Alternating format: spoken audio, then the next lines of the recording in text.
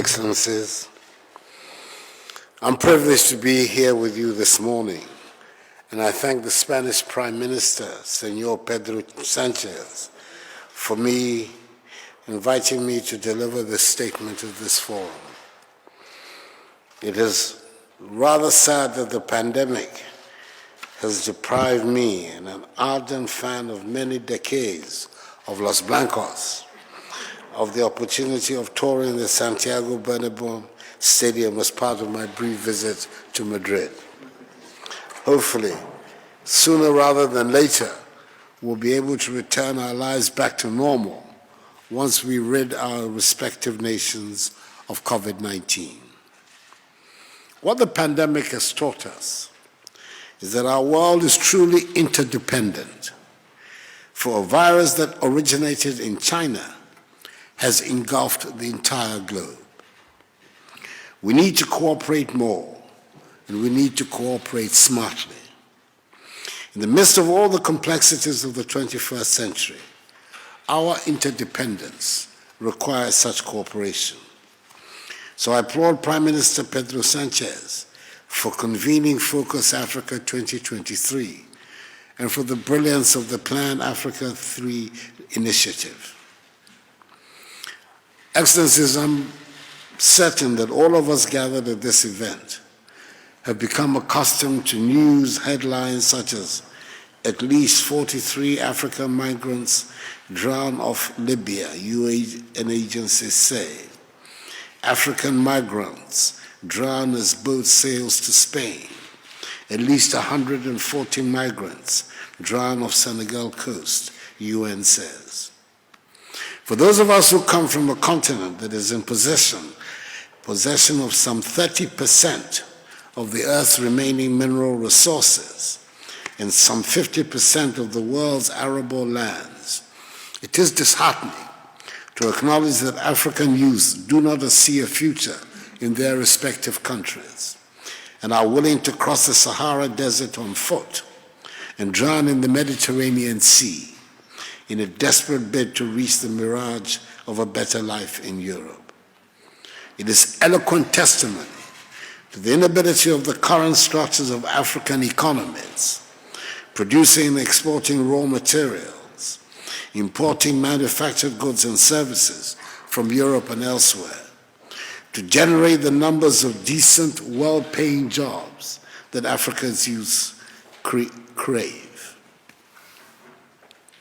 But fortunately, there's now a consensus amongst the current crop of African leaders of the urgent need to remedy the situation and relate with the rest of the world on the base of trade and investment cooperation in value-added activities.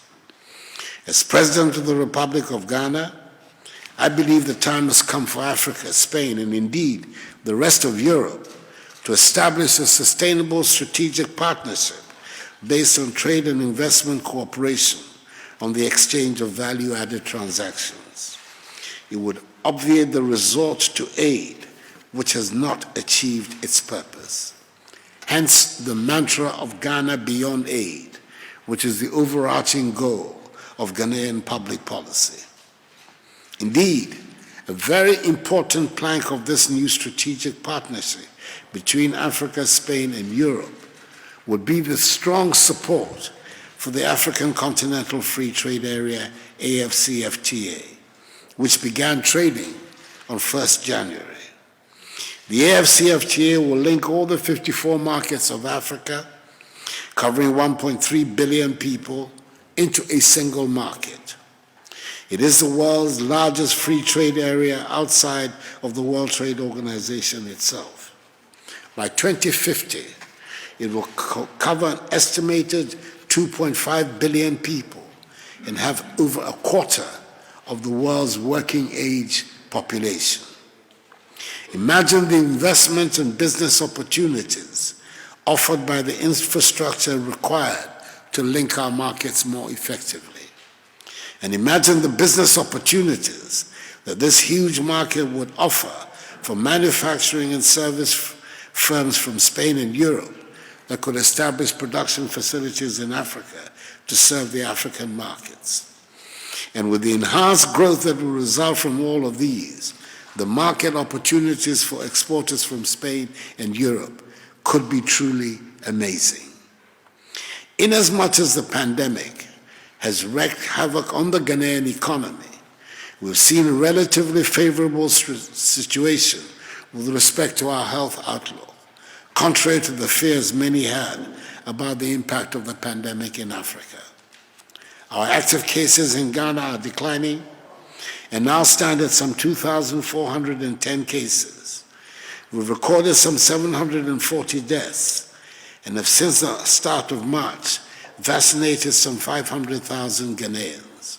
The goal is to vaccinate 20 million Ghanaians by the end of the year, which would effectively mean the vaccination of the entire adult population of our country.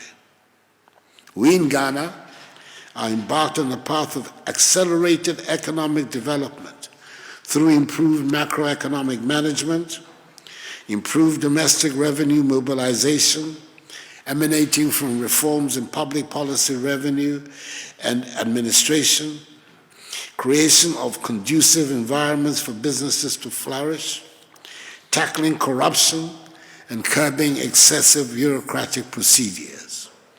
We're ensuring that all our children have unfettered access to education through our free senior high school policy. We're moving towards attaining universal health coverage for all Ghanaians through the National Health Insurance Scheme.